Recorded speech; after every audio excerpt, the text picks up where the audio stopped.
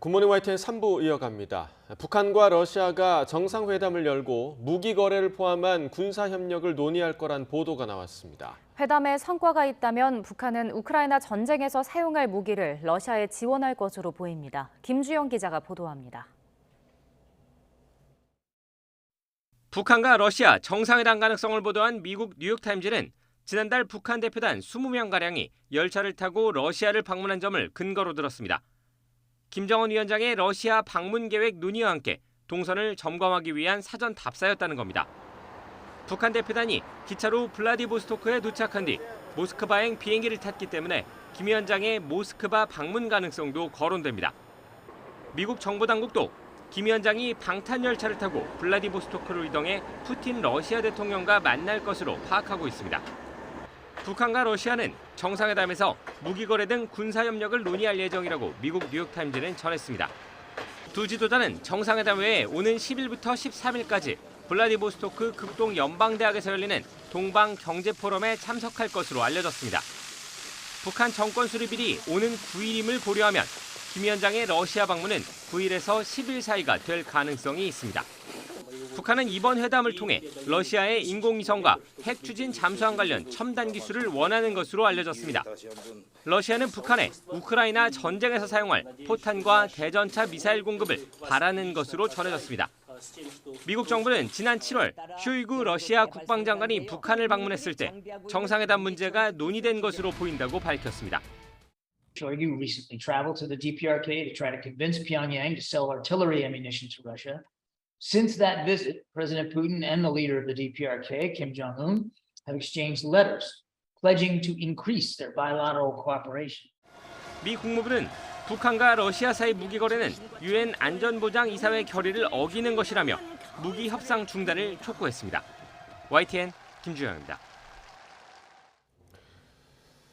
국가정보원이 지난 7월 방북한 세르게이 쇼이구 러시아 국방장관이 북한 김정은 국무위원장과의 면담 자리에서 북중러 연합훈련을 공식 제의한 것으로 파악하고 있다고 밝혔습니다. 국회 정보위원회 여당 간사인 유상범 의원은 어제 김규현 국정원장 등이 비공개 현안 질의에서 이같이 답변했다고 전했습니다. 국정원은 또 북한이 만일 전쟁을 한다면 재래식과 전술핵 무기를 결합한 속전속결의 단기전을 생각하고 있는 것이 명백해 보인다고 밝혔습니다. 윤석열 대통령이 오늘 아세안 관련 정상회의와 G20 정상회의 참석차 순방길에 오르는 가운데 북한이 정권 수립 기념일인 구구절과 G20 정상회의에 맞춰 추가 도발에 나설 거란 관측이 나옵니다. 이번엔 대륙간 탄도미사일 ICBM을 발사할 거란 가능성도 제기됩니다. 보도에 임성재 기자입니다. 후반기 한미연합연습 을지 자유예방패 UFS 종료를 앞두고 동해로 단거리 탄도미사일 2발을 쏘아 올린 북한. 불과 사흘 만에 청천강 하구에서 서해로 장거리 전략순항미사일 2기를 발사하며 도발을 이어갔습니다. 목표섬 상공의 설정 고도 150m에서 공중 폭발시켜 핵타격 임무를 정확히 수행했습니다. 연쇄 도발에 나선 북한이 조만간 대륙간 탄도미사일 ICBM 도발에 나설 것이란 관측이 나옵니다. 북한은 지난 3월과 4월에도 탄도미사일, 순항미사일, ICBM 순의 도발을 감행했습니다. 북한판 이스칸데르라고 불리는 탄도미사일 한 발을 발사한 이후 곧바로 순항미사일 화살 1, 2형 4기를 쏘아 올렸고 3주 만에 신형 고체 연료 기반 ICBM을 동해로 발사한 겁니다. 또다시 실패로 돌아간 2차 군사정찰위성 발사 뒤 다가오는 정권 수립 기념일인 구구절에 북한이 꺼내들 카드가 없다는 점도 이 같은 관측에 힘을 실습니다. 한반도를 향한 KN-24 단거리 미사일 그리고 주일 미군 기지를 향한 1500km짜리 전략순항미사일을 통한 핵공격 능력을 보여줬고요. 남은 건 미 본토를 타격할 수 있는 ICBM 능력이 있기 때문에 ICBM 발사 가능성도 완전히 배제할 수는 없습니다. 구구절 무렵 열리는 주요 20개국 G20 정상회의에서 윤석열 대통령은 북한의 핵미사일 위협에 대한 국제사회에 공조를 강조할 예정이기도 합니다. 한미일 공조를 바탕으로 한 대북 압박이 커지는 가운데 중국과 러시아가 북한의 전승절 70주년 행사에 이어 40여일 만에 열리는 구구절 행사에 또다시 고위급 대표단을 파견할지도 관심입니다. YTN 임성재입니다. 서울 서희초등학교에서 숨진 교사의 49제를 맞아 추모식이 열렸습니다. 어제 오후 서울 서초구 서희초등학교 강당에서 열린 추모제에는 고인의 유족과 동료 교사들을 비롯해 이주호 부총리 겸 교육부 장관과 조희연 서울시 교육감 등이 참석했습니다. 이주호 사회부총리 겸 교육부 장관은 추도사에서 그동안 무너진 교권에 대한 선생님들의 목소리를 외면해온 것은 아닌지 다시 한번 되돌아본다고 말했습니다. 추모식이 열린 서울 서희초등학교에는 이른 아침부터 동료 교사뿐 아니라 시민과 어린 학생 등의 추모 발길도 이어졌습니다. 이주호 부총리 겸 교육부 장관은 서울 서희초 교사 49제 추모제에 연가나 병가를 내고 참석한 교사들에 대한 징계는 없을 거라고 말했습니다. 이 부총리는 어제 저녁 국회 예산결산특별위원회 전체 회의에서 관련 질의에 이같이 답했는데요. 직접 들어보겠습니다. 선처하는 방향으로 하겠다 자꾸 이런 말씀하세요? 선처는 뭘 잘못했을 때 하는 거 아닙니까? 네, 그게 뭐 행정적인 표현입니다. 그러니까 지금 이 집회에 나오신 분들이 잘못한 건 없지요? 법적으로도 따져봐야 될 사항은 있겠지만 뭐 오늘 크게 봐서 추모하는 한 마음이고 또 교권을 회복하자는 한 마음이기 때문에 제가 둘러서 말씀드렸지만 오늘 추모하신 교사님들에 대한 징계는 없을 것이다. 서희초 교사의 49제 추모일을 맞아 여야는 교사들의 집단 행동을 두고 미묘한 온도차를 보였지만 교권 강화 필요성에는 한 목소리를 냈습니다. 국민의힘은 김기현 대표는 어제 최고위원회의에서 정부와 함께 교사의 정당한 교육 활동을 보장하라는 선생님들의 눈물 섞인 호소에 귀 기울이며 실질적인 교권 회복을 위한 조치를 신속히 하겠다고 말했습니다. 이와 함께 박대출 정책위의장은 국회에 계류된 교권 회복 4법을 신속히 통과시키고 미흡한 부분은 현장의 목소리를 들으며 보완하겠다고 밝혔습니다.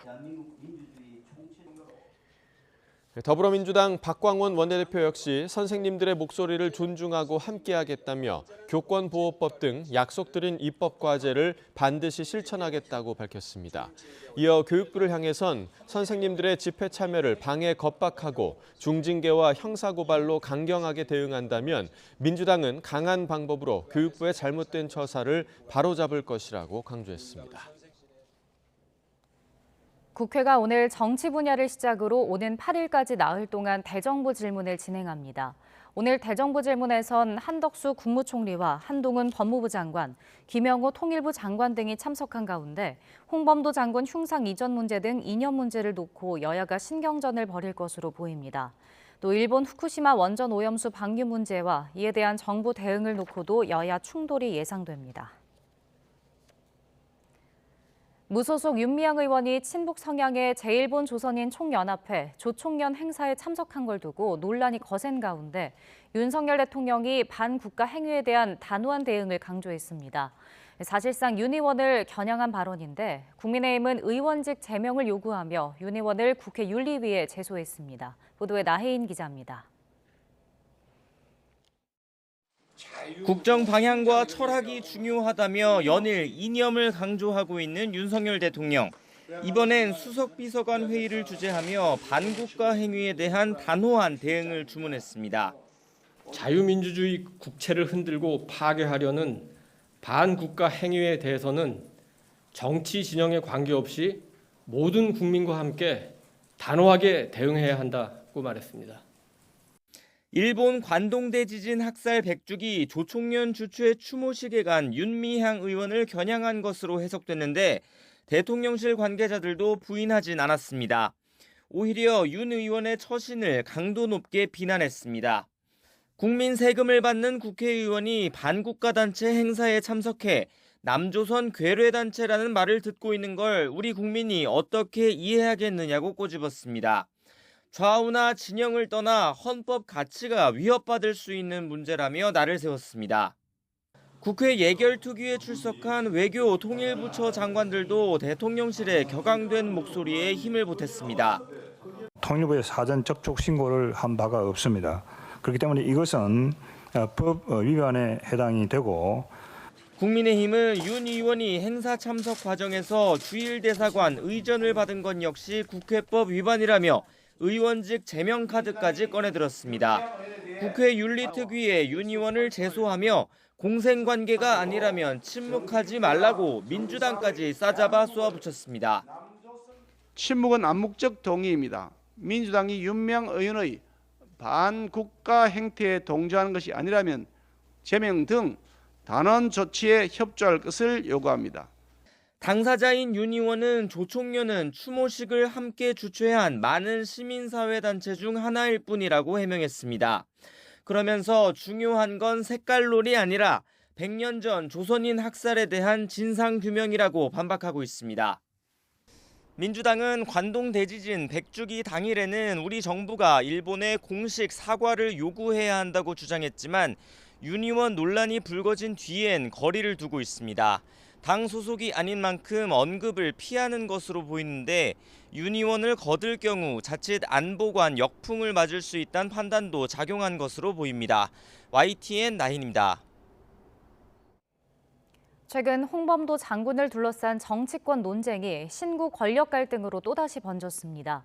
대통령실이 나서서 정리하라는 문재인 전 대통령을 향해 대통령실은 전직 대통령이 지나치게 나서는 게 문제라고 받아쳤습니다. 보도에 조은지 기자입니다. 홍범도 장군은 전임 문재인 정부에서 가장 주목받은 독립운동가입니다. 육군사관학교에 흉상이 세워졌고 카자흐스탄에 있던 유해가 고국 땅을 밟아 현충원에 봉안되는 특급 예우를 받았습니다. 장군의 귀환은 어려운 시기 서로를 믿고 의지하며 위기 극복에 함께하고 있는 대한민국 모든 국민들에게 큰 희망이 될 것입니다. 최근 홍범도 장군을 둘러싼 논란에 문재인 전 대통령이 목소리를 내는 이유입니다. 문 전 대통령은 지난주 육사의 흉상 철거 움직임에 깊은 우려를 표한다. 국군의 뿌리가 대한독립군과 광복군에 있음을 부정하는 것이냐 숙고해달라고 SNS에 적었습니다. 육사 외부 이전이 확정된 이후에는 이 정도 논란이 커졌으면 대통령실이 나서서 논란을 정리하는 게 옳다면서 역사와 선열에 부끄럽지 않게 해달라고 거듭 날을 세웠습니다. 그리고 이튿날 대통령실은 관련 질문에 대통령실이 나서지 않는 게 문제가 아니라 전직 대통령이 지나치게 나서는 게 문제라고 일축했습니다. 홍범도 논란을 국방부와 육사에 맡긴 거리두기 기조를 유지하면서도 문 전 대통령 발언엔 날카롭게 반응한 겁니다. 윤석열 대통령은 철저한 대적관이 필수인 육사에 소련 공산당원에 등록한 홍 장군 흉상이 있는 건 부적절하다는 뜻을 가진 걸로 전해졌지만 관련한 공개 발언을 한 적은 없습니다.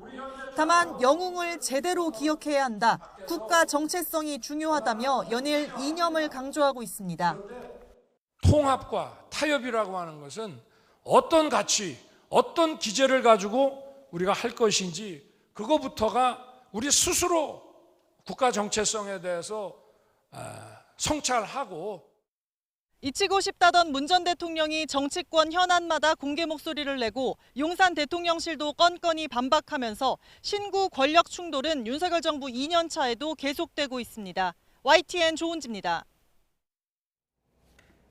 이종석 국방부 장관이 육군사관학교에 메가더 백선엽 장군 동상을 만들겠다는 계획은 기본적으로 없었다고 밝혔습니다. 이 장관은 어제 국회 예산결산특별위원회 전체회의에서 육사의 메가더 장군 흉상은 설치하지 않겠다고 광복회장에게 약속했다는 게 사실이냐는 더불어민주당 유기용 의원 질의에 이같이 답했습니다. 이 장관은 다만 장관 생각은 무엇이냐는 질문에는 생각해보지 않았기 때문에 지금 답변 드리기가 제한된다며 현재 계획은 없다고 말했습니다. 불구속 상태로 군 검찰의 수사를 받게 된 박정훈 전 해병대 수사단장이 오늘 국방부 검찰단에 출석합니다. 박 전 단장 측에 따르면 군 검찰은 박 전 단장에게 오늘 오전 10시 서울 용산 국방부 검찰단으로 출석하라고 통보했고 박 전 단장은 이에 응하기로 했습니다. 박 전 단장은 해병 순직 사건과 관련해 상부의 이첩 보류 지시를 어기고 민간 경찰에 사건 기록을 넘긴 혐의 등을 받고 있습니다. 경찰이 아파트에서 추락해 숨진 경찰관이 마약을 직접 준비해 일행에게 가져다 준 정황을 포착했습니다. 서울 용산경찰서는 지난달 27일에 숨진 경찰관 A씨의 휴대전화 포렌식 분석 등을 통해 직접 마약류를 준비했을 가능성을 확인했다고 설명했습니다. 다만 구매 여부 등 구체적인 마약 확보 경위에 대해선 추가 수사를 이어가고 있다고 밝혔습니다.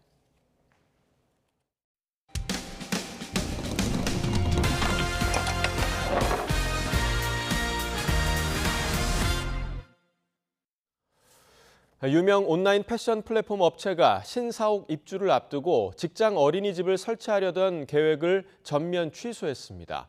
실수요가 적다는 게 주된 이유인데 이 과정에서 회사 임원이 벌금이 싸다고 언급한 사실이 알려져 논란이 되고 있습니다. 황보혜경 기자가 보도합니다. 서울 성수동에 있는 유명 온라인 패션 플랫폼 무신사 신사옥입니다. 지하 4층, 지상 10층 규모로 다음 달 중순 직원들의 입주를 앞두고 사내 어린이집을 조성할 예정이었습니다.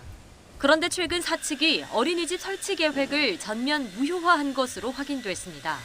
어린이집이 들어서려던 공간도 사무실 용도로 변경됐습니다. 오피스공간을 사용하기로 해가지고 일단 어린이집이 사라지고 이제 오피스공간을 바뀌는. 갑자기 직장 어린이집이 백지화된 이유가 무엇일까? 이 과정에서 최근 이 업체 임원의 발언이 알려지며 논란이 되고 있습니다. 무신사 A 임원은 지난달 30일 사원들과 온라인 미팅에서 어린이집 개설을 자신이 반대했다면서 어린이집은 소수의 운 좋은 사람들이 누리는 복지라고 말했습니다. 그러면서 벌금을 좀 내야 하지만 벌금이 훨씬 싸다고 언급한 겁니다. 나중에 실제로 많은 사람들이 어린이집이 필요해지면 그때는 뭐 다른 공간 임차해서 멋지게 지어드릴게요. 이런 식으로 좀 빈정대면서. 현행법상 상시 노동자가 500명이 넘는 회사는 직장 어린이집을 의무적으로 설치해야 합니다. 만약 이를 어기면 연간 최대 2억 원의 이행 강제금을 내도록 하고 있습니다. 무신사는 직원이 1,500명에 이르는 만큼 직장 어린이집 설치 의무가 있지만 임원이 공개석상에서 이행 강제금을 무는 게 더 낫다고 발언한 셈입니다. 이에 대해 회사 측은 보육 수요를 조사했을 때 대상 직원이 93명에 불과했지만 어린이집 설치와 연간 운영비로 10억 원이 넘게 든다고 설명했습니다. 그러면서 직장 어린이집 수요가 늘어나는 시점에 도입 여부를 재검토할 것이라고 덧붙였습니다. 이행 강제금이 적다는 이유로 어린이집을 재검토했던 것은 사실과 다르고요. 위탁 지원의 방식도 내년 초 정도까지 검토를 할 예정입니다. 하지만 직원들은 최근 진행된 채용 과정에서도 사측이 어린이집 신설 계획을 여러 차례 강조했다며 반발하고 있습니다. 인사팀에서 채용을 진행을 할 때 재택근무나 어린이집 개설 계획이 있다라고 하는 안내를 반복적으로 여러 번 내보냈어요. 어린이집이 개설된다고 해서 입사한 케이스들에 대한 기만인 거죠, 이건.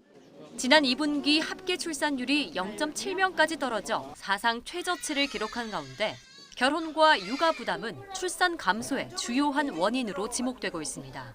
YTN 황보혜경입니다.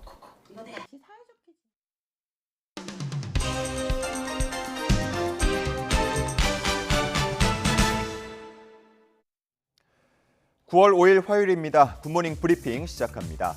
자, 오늘 처음 볼 기사는 조선일보입니다. 요즘 의료계에서는 무천도사라는 말이 유행이라고 하는데요. 여기서 말하는 무천도사는 만화에 나오는 캐릭터가 아닙니다.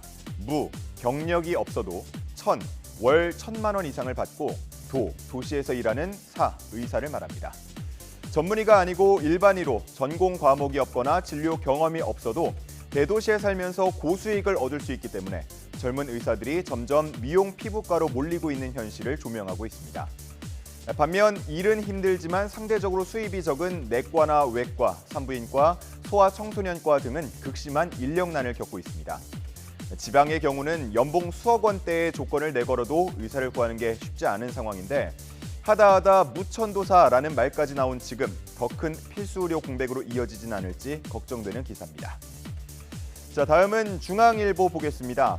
서울시가 운행 시점을 밝힌 한강 리버버스의 실효성 논란이 불거지고 있다라는 제목의 기사입니다. 리버버스는 한강에서 최대 시속 50km의 속도로 버스처럼 정해진 노선을 오갈 예정인데요. 김포 등 교통 혼잡 문제가 심각한 곳에 문제를 덜기 위해 고안된 교통수단입니다. 내년 9월부터 운행을 시작할 방침을 밝혔습니다. 하지만 접근성으로 인해서 실효성에 의문이 제기되고 있는데요. 현재 김포시와 가장 가깝게 설계된 선착장 아라 한강 관문의 경우 가장 가까운 지하철역인 고촌역까지 거리가 4km 이상이 됩니다. 고촌역에서 마을버스를 2차례 갈아타고 하차한 후에 1km가량을 더 걸어가야 이 리버버스에 탑승할 수 있다는 건데요. 이 과정만 30-40분이 소요될 것으로 보입니다. 다른 대중교통과 연계성을 높일 필요가 있다는 지적이 나오고 있는 이유인데 서울시는 시내버스 노선을 신설하거나 조정하고 또 자전거나 개인 이동수단을 리버버스에 들고 탈 수 있도록 하는 방안 등을 검토 중입니다. 올해 말에 구체적인 선착장 위치와 요금 등이 결정될 예정인데요. 과연 지옥철이라고 불리는 출퇴근길 교통혼잡 문제 해결에 도움을 줄 수 있을지 주목됩니다. 세 번째 기사는 한국일보입니다. 간편한 카톡 선물하기, 가맹점주에게는 수수료 폭탄이라는 제목입니다. 요즘 간편하게 이 쿠폰을 주고받는 경우가 많죠. 시장 규모가 작년에 13조 원대를 돌파했고 올해도 상반기에만 8조 원대를 기록할 정도로 매해 급성장하고 있습니다. 이 쿠폰이 많이 발급되고 그로 인해서 소비가 늘면 매장들은 더 많은 이익을 가져가는 게 당연해 보이지만 현실은 그렇지 않다고 하는데요. 그 이유가 다음에 보는 표로 잘 정리가 돼 있습니다. 자, 지금 나온 표의 가장 왼쪽부터 브랜드, 또 수수료, 가맹점과 본사의 분담 비율이 차례로 나와 있는데요. 수수료와 가맹점 분담 비율이 똑같은 걸 볼 수 있고요. 본사 분담 비율은 모두 0으로 나와 있습니다. 즉, 가맹점주가 최대 11%에 달하는 모든 수수료를 온전히 부담하고 있다는 게 확인되는 건데 이 쿠폰으로 결제할 경우에는 또 길게는 45일 뒤에나 정산이 된다는 점, 가맹점주들에게는 역시나 부담으로 작용하고 있습니다. 가맹점주들은 이전부터 이러한 부분을 문제 삼아 왔는데요. 그동안 미온적 대응을 보이던 정부가 이제 정비에 착수할 방침을 밝혔습니다. 공정거래위원회는 10%대 수수료율은 상당히 높은 편이라고 지적을 했고 취급 수수료를 가맹점에 일방적으로 전가하는 게 불공정 거래에 해당하는지 등을 담은 관련 가이드라인을 검토 중이라고 밝혔습니다. 자, 오늘 마지막 볼 기사는 경향신문입니다. 투자하는 청년은 늘어나는데 금융 이해력은 떨어진다라는 제목 아래 그래프가 2개 나와 있습니다. 자, 먼저 왼쪽 그래프부터 보시면 연도별 미성년자가 보유한 주식 계좌의 수가 나타나 있습니다. 해가 갈수록 급증하고 있는 걸 볼 수가 있고요. 자, 그리고 오른쪽에 나온 건 전국민 금융 이해력 조사 결과입니다. 여기서 보면 20대 청년의 금융 이해력 65.8점으로 나와 있는데 전체 평균이 66.5점입니다. 평균보다 낮은 수준이란 걸 확인할 수 있습니다. 이 기사에서는 다양한 기관에서 금융교육 프로그램을 진행하고 있지만 산발적이고 일회성인 경우가 많다고 지적합니다. 그러면서 미국이나 캐나다, 싱가포르, 영국과 같이 교육과정 내에 금융을 포함하는 게 필요하다고 보고 있습니다. 또 전국민 금융 이해력 조사 결과 고소득층이 저소득층에 비해서 점수가 높고 대졸 이상이 고졸 이상보다 점수가 높은 걸로 나타났는데 이 때문에 전문가들은 금융교육의 양극화 현상을 줄이기 위해서라도 제도권 교육 정착이 중요하다고 보고 있습니다. 나아가서 교육이 이루어진다면 이론 중심보다는 실제로 마주할 수 있는 경제 상황에 대한 실용성 있는 교육이 이루어질 필요가 있다고 전문가들은 강조하고 있습니다. 9월 5일자 아침 신문 살펴봤습니다. 지금까지 굿모닝 브리핑이었습니다.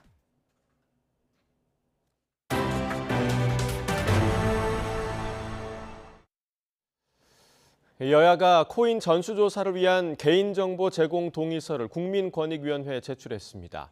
가족은 빼고 의원 본인만 조사 대상으로 삼아 반쪽짜리란 비판을 받고 있는데요. 정부가 공직자 본인뿐 아니라 배우자와 자녀 등 가족까지 모두 조사하는 법안을 입법 예고했습니다. 이승배 기자입니다. 무소속 김남국 의원의 코인 논란이 정치권 전체로 번지자 여야는 한 목소리로 전수조사를 외쳤습니다. 단 하나라도 가상자산이 있으면 직계준비소까지 다 등록하도록 했던 것이고요. 한액을 정하지는 않았어요. 무조건 가상자산을 전액 등록하는 걸로 하고. 당장에라도 동참할 것 같더니 전수조사가 필요한 동의 범위를 두고 눈치 싸움이 벌어졌습니다. 배우자와 자녀 등 가족을 포함하는 것에 대한 반대가 많았고 결국 의원 본인만 따지는 거로 결론이 났습니다. 국민의힘과 민주당은 이런 내용으로 소속 의원들에게 개인정보 동의서를 취합해 권익위에 제출했습니다. 권익위 관계자는 접수된 서류 내용을 검토한 뒤에 조사팀을 꾸릴 생각이며 본격 조사 착수까지는 시간이 조금 걸릴 것 같다고 말했습니다. 이와 별개로 정부도 가상자산 신고 입법에 속도를 내고 있습니다. 4급 이상 공직자는 앞으로 재산을 등록할 때 가상자산 종류와 수량을 신고해야 하고, 특히 1급 이상은 재산 형성 과정은 물론 1년 동안 거래 내용까지 제출해야 합니다. 국회의원과 기관장, 법관 등 당사자는 물론 가족들도 모두 포함됩니다. 이해관계인, 즉 배우자와 직계 전속이 모두 재산 등록 대상이고 공개자의 경우에는 그 가족들도 공개됩니다. 가상자산에 대한 정보를 얻거나 영향력을 주는 기관은 거래를 제한하는 조치도 당겼습니다. 국조실과 행안부, 기재부와 금융위 등 최소 26개 기관이 여기에 포함될 전망입니다. 다만 소급 적용은 되지 않습니다. 지난달까지 재산 신고 대상은 29만 명가량, 개정안은 법제처 심사와 국무회의를 거쳐 오는 12월 14일부터 시행될 예정입니다. YTN 이승매입니다. 지난달 우리나라의 외환 보유액이 한 달 전보다 35억 달러 줄었습니다. 한국은행이 발표한 통계를 보면 지난달 말 우리나라 외환 보유액은 4,183억 달러로 7월 말보다 35억 달러 줄었습니다. 지난달 미국 달러화 지수가 약 1.5% 상승하며 기타 통화자산의 달러 환상액이 줄고 국민연금과의 외환 스와프 등 외환 시장 변동성 완화 조치 효과가 반영된 것으로 분석됩니다. 러시아와 튀르키예 정상이 만나 우크라이나 곡물 수출 재개 문제를 논의했지만 돌파구를 찾지 못했습니다. 푸틴 대통령은 서방이 러시아 요구를 받아들여야만 협정에 복귀할 수 있다는 입장을 굽히지 않았습니다. 유재복 기자가 보도합니다.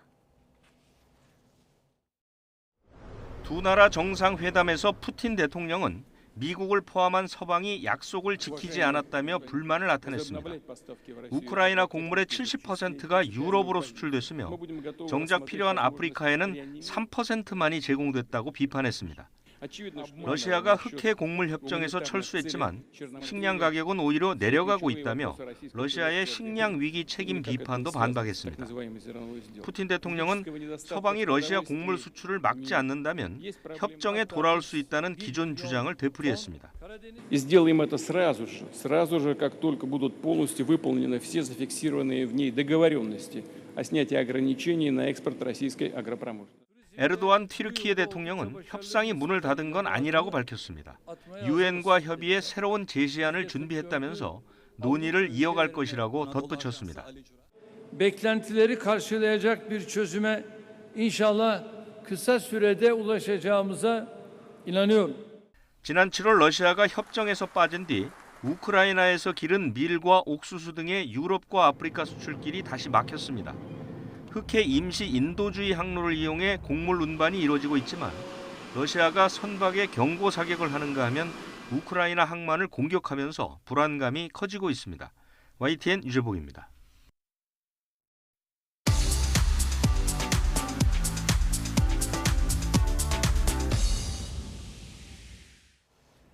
네, 경제 소식을 빠르고 친절하게 전달해 드립니다. 오늘 굿모닝 경제는 허준영 서강대학교 경제학부 교수와 함께하겠습니다. 어서 오세요. 어서 오십시오. 자, 우리나라 경제를 둘러싼 우려 갈수록 좀 커지고 있는 것 같습니다. 수출 부진이 사실 가장 큰 부분인 것 같은데 이런 상황을 좀 극복하기 위해서 정부가 무역 수출 금융을 사상 최대 규모로 공급하기로 했다. 이런 소식이 전해지고 있어요. 일단은 이 무역 수출 금융이라는 게 좀 어떤 개념인가요? 그러니까 수출을 장려하기 위해서 저희가 이제 수출을 할 때 수출을 해서 물건이 그쪽에 인도가 돼야지 대금을 지급받지 않습니까? 근데 그 전에 물류 비용이라던가 생산 비용, 원자재 확보 비용 등의 여러 가지 비용이 들지 않습니까? 이런 비용들이 사전적으로, 그러니까 대금을 지급받기 전에 드는 비용들이 예를 들어서 굉장히 좋은 기술을 갖고 있는 기업임에도 불구하고 시장성이 있음에도 불구하고 이런 대금들이 모자라서 예를 들어서 수출에 어려움을 겪는다. 그러면 미리 정부가 이런 기업들에게 융자를 해주고 그리고 나중에 이것들을 대금 지급이 완료됐을 때 기업들이 갚을 수 있게 하는 그런 방식으로 지원을 해주는 게 수출 금융 혹은 무역 금융이라고 부르는 부분이고요. 최근 들어서 이것이 또 조금 더 중요해진 게 저희가 이제 원래 경제학을 생각을 해보면 원화가 조금 약세가 되면 우리나라 가격 경쟁력이 살아나서 수출이 보통 늘어나는 경향이 있었는데 최근 들어서 원화가 약세되면 수출이 오히려 줄어드는 이런 패턴이 반복이 되고 있습니다. 이걸 중요한 이유 중에 하나가 달러화가 강세가 됐을 때, 즉 원화가 약세가 됐을 때 수출 금융이 대부분 이제 달러화로 필요한 부분이거든요. 그래서 이런 것들의 달러화 자금 조달이 조금 어려운 부분이 있지 않나, 이런 것들에 대해서 정부가 선제적으로 대응을 해서 최근에 이제 저희가 무역 수지 같은 경우는 3개월 연속 흑자를 내긴 했습니다만 전형적으로 수출이 줄고 수입은 더 많이 줄어서 생기는 불황형 흑자로 지금 보고 있는 견해가 많거든요. 예. 그런 측면에서 하반기 그리고 내년의 경제, 우리나라 경제는 수출 부분이 굉장히 중요한 역할을 할 것이고 이 부분에 있어서 정부가 선제적으로 대응을 하려고 하는 것 같습니다. 그럼 이런 지원이 그 수출 상황을 좀 타개하는데 좀 효과적이라고 좀 생각을 하세요? 아무래도 지금 말씀드린 것처럼 여러 가지 시장성도 있고 함에도 불구하고 자금이 단기적으로 부족하기 때문에 예. 수출이 안 되는 기업들에 있어서는 숨통을 트여줄 수 있을 부분이라고 생각하고요.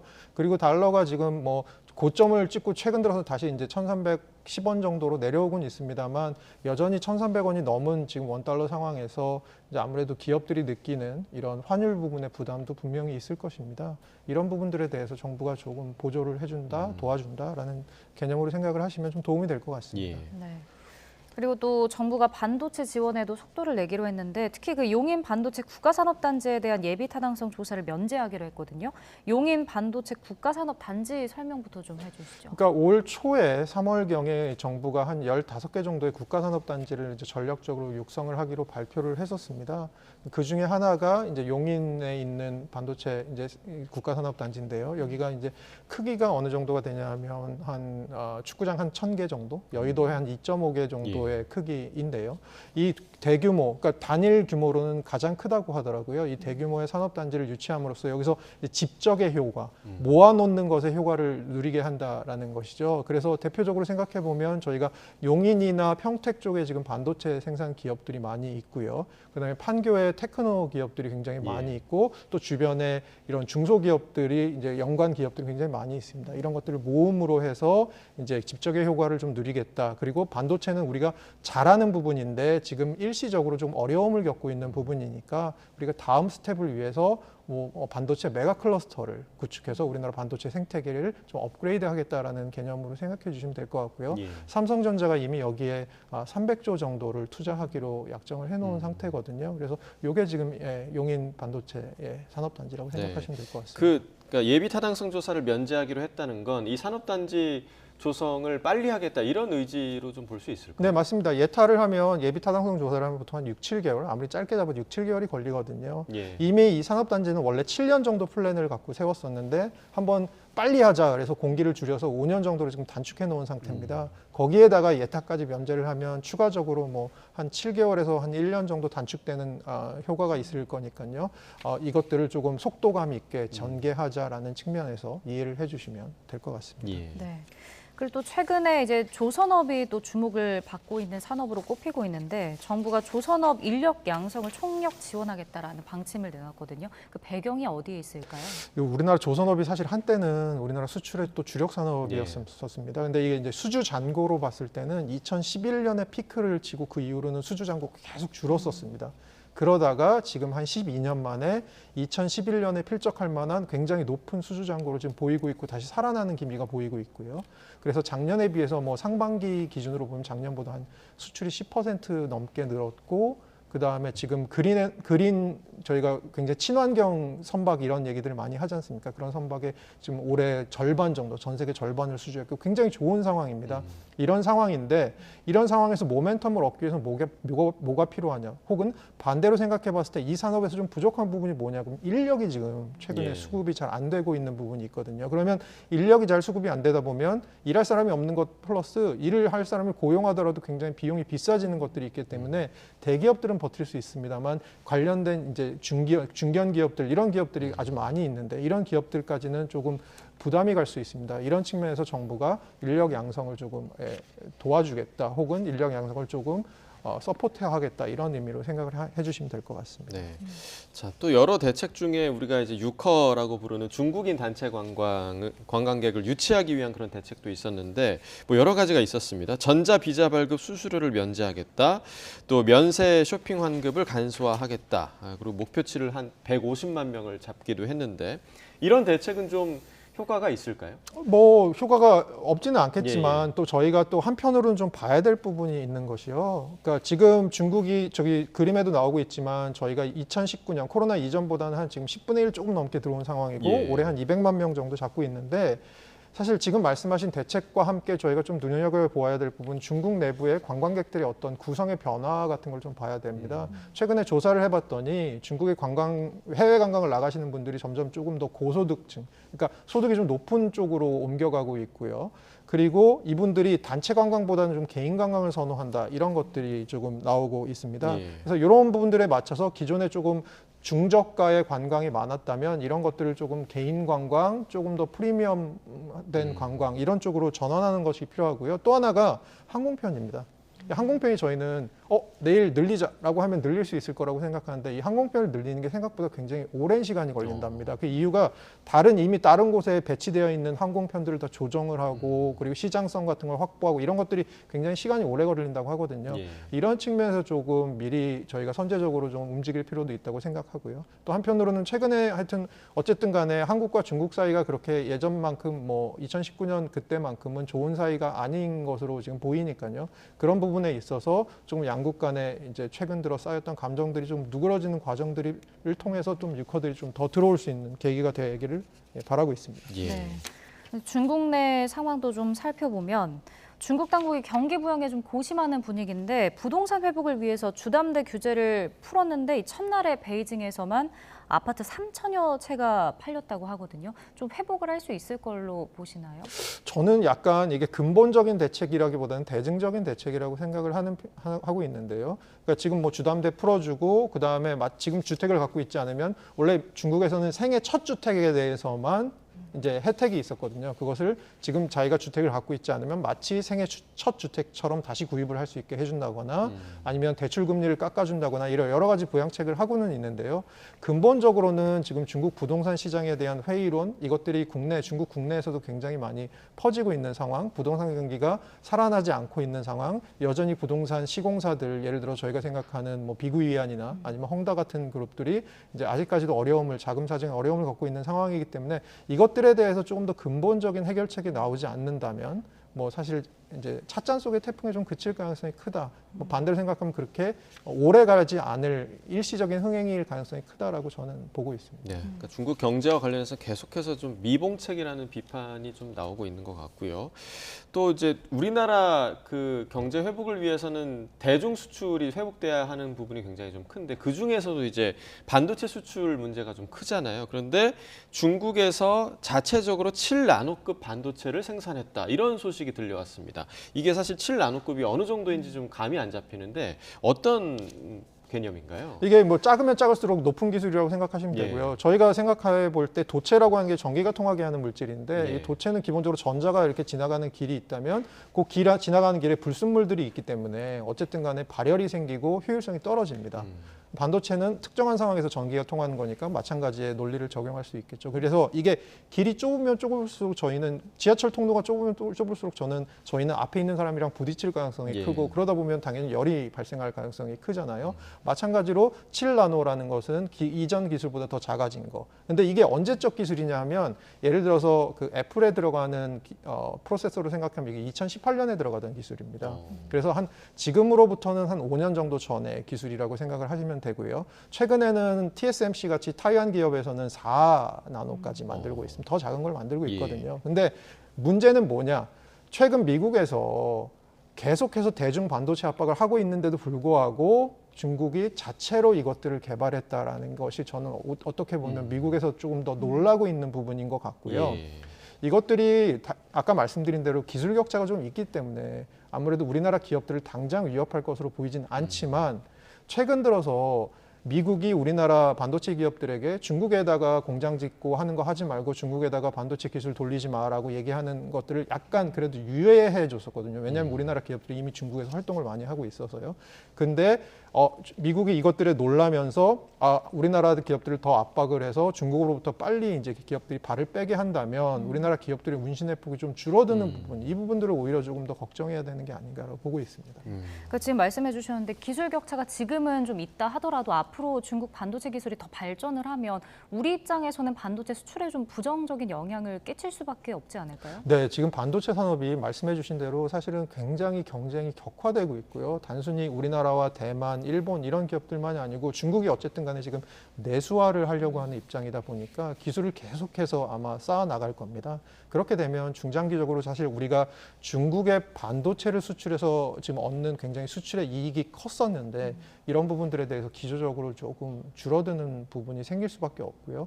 사실은 여기에 대해서는 더 고부가가치 산업으로, 고부가가치 반도체로 대응을 하는 수밖에 없다라는 생각이 듭니다. 네, 그러니까 여러 가지 국내 경제에 좀 부정적인 영향을 미칠 만한 요소들이 많아지고 있는데 사실 뭐 우리나라 인구 문제도 굉장히 좀 심각하잖아요. 지난 6월에만 인구가 8,000명이 넘게 줄었다고 하더라고요. 그래서 6월 기준으로는 역대 가장 큰 감소폭을 기록했는데 이런 인구 감소, 국내 경제에 어느 정도 영향을 좀 미칠까요? 이게 그 골드만삭스에서 올 초에 나왔던 보고서가 있습니다. 물론 그 보고서는 그냥 골드만삭스의 보고서일 뿐인데요. 사실 2075년 정도가 됐을 때, 지금으로부터 한 50년 정도가 지나면 한국이 어느 정도 위상일까? 지금 저희가 한 13위 정도의 경제인데 전 세계에서 훨씬 떨어질 거라는 겁니다. 그 가장 큰 이유가 인구가 줄어들 거라는 이유고요. 인구가 줄어들면 경제에 당연히 부정적인 영향을 주는데 저희가 보통 생각하면 경제 발전은 세 가지 팩터가 가장 중요하거든요. 첫 번째는 생산성이고요. 두 번째는 자본, 얼마나 많은 기계와 공장들이 있는지, 그리고 마지막에 이제 얼마나 많은 노동력이 있는지인데 결국 인구 감소라는 것이 이 노동력의 감소, 생산 가능 인구의 감소를 통해서 우리나라 국가 경쟁력을 떨어뜨릴 것이다. 그리고 이것은 다른 어느 나라보다도 스피드가 지금 빠르다, 안 좋은 쪽으로. 그것이 이제 좀 부정적으로 보고 있는 부분 같고요. 사실 거기에 관련돼서 제가 한 말씀 더 드리고 싶은 게 이게 비단 고령화, 그러니까 노령 인구가 더 오래 살게 되셔서 뿐만이 아니고 저출산도 지금 영향이 있잖아요. 여기에 있어서 남녀분들의 지금 노동시장의 노동 공급 이런 것들의 이슈, 그래서 노동시장의 구성 비율이 바뀌면서 또 비혼이 늘어나면서 저출산이 되면서 또 노동 공급이 어떻게 되는지 이런 부분들에 대해서 조금 저희가 면밀하게 볼 필요는 분명히 있을 것 같습니다. 네. 확실히 좀 국가적으로 가장 심각하게 생각해야 할 문제임은 확실한 것 같습니다. 네, 오늘 굿모닝 경제 여기까지 듣겠습니다. 허준영 교수와 경제 이야기 나눠봤습니다. 고맙습니다.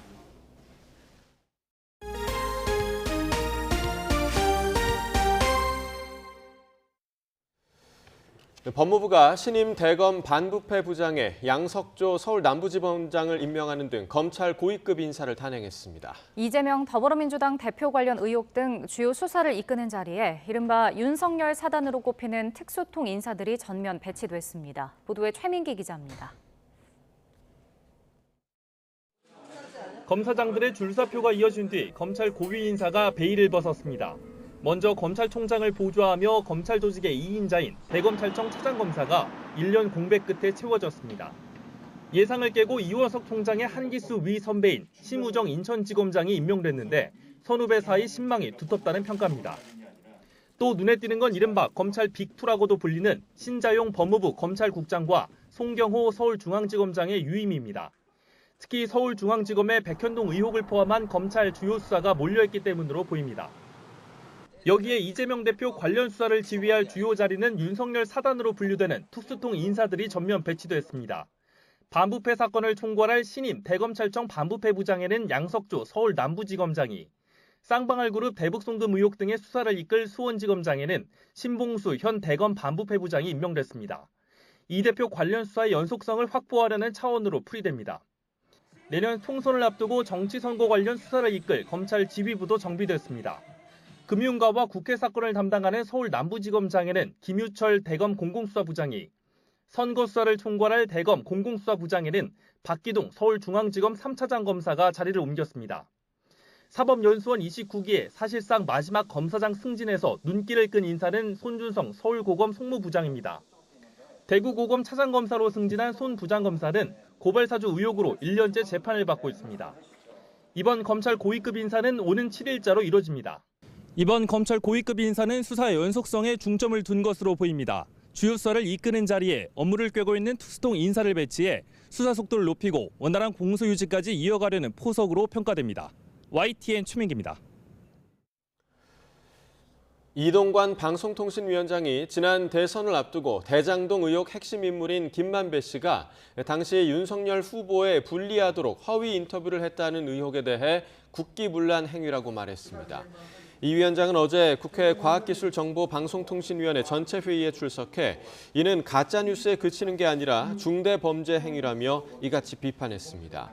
이어 돈을 받고 조작하는 게 가짜뉴스의 악순환 사이클이라며 인터넷 매체가 가짜뉴스를 퍼뜨리면 소위 공영방송이란 곳들이 받아 증폭시키고 특정 진영에 편향된 매체들이 방송하고 환류가 된다고 지적했습니다. 네, 이와 관련해 여당에선 이런 가짜뉴스를 기획한 매체를 폐간시켜야 한다는 주장까지 나왔는데 이동관 방통위원장과 민주당 고민정 의원은 호칭으로 신경전을 벌이기도 했습니다. 직접 들어보겠습니다. 이런 가짜 뉴스를 고의로 기획하고 시나리오를 만들고 행동하는 이런 매체에 대해서는 저는 폐간을 고민해야 된다. 없애버려야 된다. 그것이 바로 원 스트라이크 아웃의 최종 단계입니다. 네. 폐가망신시켜야 된다고 봅니다. 네. 제가 이제 방통위원장을 인정할 수가 없어서 답변을 듣지 않겠다. 그리고 보고도 듣지 않고 나가기도 했는데 이동관 씨가 하신 말씀 보면 BBK 주가 조작 사건이 가짜 뉴스라고요? 세상 사람들 중에 그걸 인정할 사람이 누가 있습니까?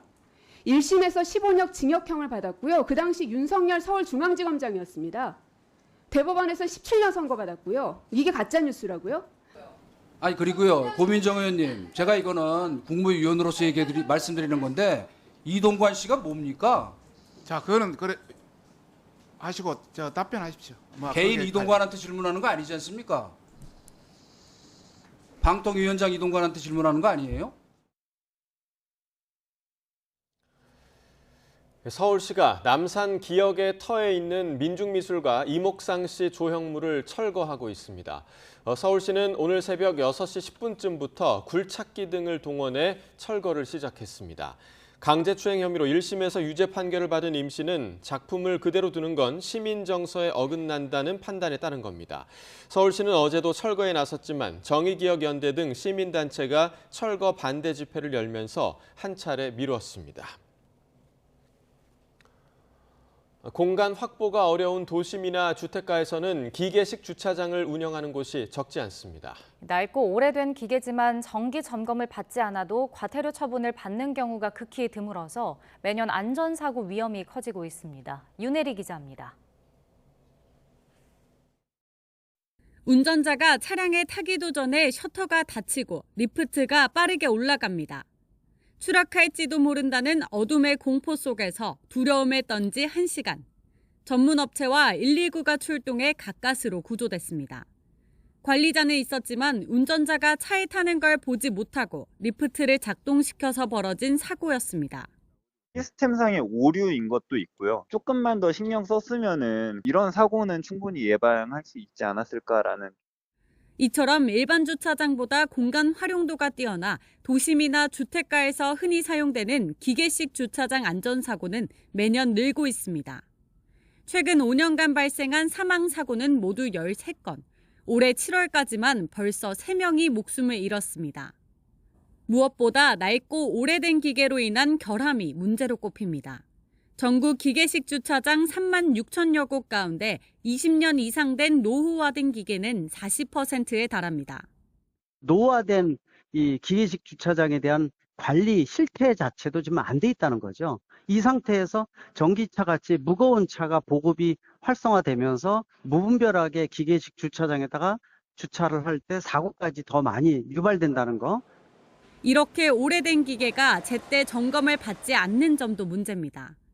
검사 주기가 지나도 점검을 받지 않은 기계는 전국에 5,600여 개로 전체 15%를 차지했습니다. 이 가운데 실제 과태료 처분을 받은 건 고작 0.8%. 정기 안전점검을 받지 않아도 사실상 아무런 제재를 받지 않고 있는 셈입니다. 안전검사 규정이 있더라도 결국 실제로 안전검사를 받지 않으면 무용지물 아니겠습니까? 지자체의 과태료 처분 이후에 방치된 시설들에 대해서도 한국교통안전공단과 유기적인 협조를 통해서 현장 점검을 강화하는 등 실태를 재점검할 필요가 있습니다. 노후화된 기계식 주차장 사고를 막기 위해 안전 실태 점검을 보다 강화해야 한다는 지적이 나옵니다. YTN 윤혜리입니다. 서울 신당역 스토킹 살인 사건이 발생하고 1년 가까이 지났지만 일터에서 젠더 폭력은 여전하다는 조사 결과가 나왔습니다. 직장갑질 119와 서울교통노조 등은 어제 기자회견을 열고 직장인 1,000명을 대상으로 설문조사한 결과 최근 1년 동안 여성 스토킹 피해자는 남성의 4.5배로 나타났다고 발표했습니다. 구체적으로 여성 직장인 10.1%가 직장 내 스토킹을 경험했고 35.1%가 직장 내 성희롱, 24.1%는 직장 내 성추행이나 성폭행을 겪었다고 응답했다고 설명했습니다. 지난달까지 극심한 더위와 가뭄이 이어지던 스페인에 이번엔 물난리가 났습니다. 지하철이 침수되고 다리가 무너지는 등 40여 년 만에 기록적인 폭우로 최소 4명이 숨졌습니다. 보도에 기정훈 기자입니다. 객차 안으로 빗물이 쏟아져 들어옵니다. 스페인의 수도 마드리드 등 스페인 중부 지역에 하루 만에 92mm의 큰 비가 쏟아지며 지하철이 침수되고 버스 수십 대가 흙탕물에 잠겼습니다. 1981년 이후 40여 년 만에 가장 많은 비로 마드리드 지역 다리 6개가 무너지고 도로 곳곳이 폐쇄됐습니다. Con mucha angustia pensando que se iba abajo la casa de la cantidad de lluvia que ha caído. Y bueno, pues alucinando aquí porque el puente está roto y no pensábamos que esto fuera a pasar, la verdad. 전역에서 사망자가 속출했고 강에서 진흙 속에서 실종자를 찾는 작업도 계속됐습니다. 톨레도에서는 헬리콥터까지 동원해 지붕에 피신한 사람들을 구조했습니다. Estuvimos durmiendo, me llamó la vecina que se estaba asustando, que estaba lloviendo mucho y justo cuando sonó un golpetazo muy fuerte, que fue este cubo que tenemos aquí de basura. 마드리드와 톨레도를 잇는 철도는 일부 구간이 침수돼 열차 운행이 중단됐고 프리메가리가 축구 경기도 취소됐습니다. 스페인에선 지난달까지 40도를 오르내리는 폭염과 가뭄이 계속됐는데 폭우 피해까지 겹친 겁니다. 전문가들은 기후변화로 지중해 상공 공기가 더워지면서 이런 극한 현상이 발생하고 있다고 분석했습니다. YTN 기정훈입니다. 박진 외교부 장관이 중국 공안에서 구속 수사를 받는 축구 국가대표 손준호 선수와 관련해 가능하면 불구속 조사를 할 수 있도록 중국 측에 협조 요청을 하고 있다고 밝혔습니다. 박 장관은 어제 국회 예산결산특별위원회 전체 회의에서 손 선수와 관련해 외교부는 어떤 노력을 하고 있느냐는 더불어민주당 박재호 의원의 질문에 이같이 답했습니다. 이어 손 선수가 구금된 지 석 달 이상 지났다며 이 문제가 빨리 해결될 수 있도록 외교부는 재외국민 보호 차원에서 노력을 기울이고 있고 영사 조력과 변호인 접견도 할 수 있도록 협의했다고 덧붙였습니다. 달력은 9월로 넘어갔지만 여전히 계절의 시계에는 여름에 머물러 있습니다. 특히 오늘 아침 중서부 곳곳으로는 열대야도 나타났는데요. 현재 서울 기온 25도로 9월 상순 기준 3위, 인천은 25.6도로 9월 기준 역대 가장 높은 아침 기온을 기록했습니다. 동풍이 태백산맥을 넘어서며 서쪽 지방에 고온 건조한 바람이 불며 밤사이에도 열기가 식지 못한 건데요. 한낮에는 여기에 강한 일사까지 더해지면서 오늘 서울 낮 기온 32도로 어제보다 2도, 예년보다는 4도가량 높아 더 덥겠습니다. 오늘도 낮 동안에는 옷차림 꼭 시원하게 해주시기 바랍니다. 현재 전국 하늘에는 구름이 가끔 지나고 있습니다. 하지만 오후부터 저녁 사이 경기 북부와 강원 북부 내륙, 전남 서부 남해안에는 5에서 40mm의 소나기가 유란하게 지날 수 있겠고요. 동풍의 영향을 받는 강원 영동에는 5mm 미만의 비가 가끔 내리겠습니다. 오늘 아침 기온은 서울 25도, 청주 25.7도, 전주는 24.6도 등 중서부 곳곳에서는 열대야가 나타난 곳이 있습니다. 낮 동안에는 열기가 더 쌓이면서 서울 32도, 춘천과 광주, 창원 31도까지 오르겠고요. 동풍이 유입되는 동해안 지역만 강릉 27도 등으로 비교적 선선하겠습니다. 동해안 지역은 내일까지 비가 오락가락 이어지겠고요. 한 주간 내륙은 대체로 맑은 가운데 예년보다 더운 날씨가 계속되겠습니다. 당분간 영남 해안과 제주도 해안으로는 바람이 무척 강하게 불겠고요. 여기에 너울성 파도까지 계속되겠습니다. 시설물 관리와 해안가 안전사고에 주의해 주시기 바랍니다. 지금까지 YTN 홍나슬입니다. 네, 이상으로 화요일 굿모닝 YTN 마칩니다. 잠시 후 뉴스라이더가 방송됩니다. 시청해주신 여러분 고맙습니다.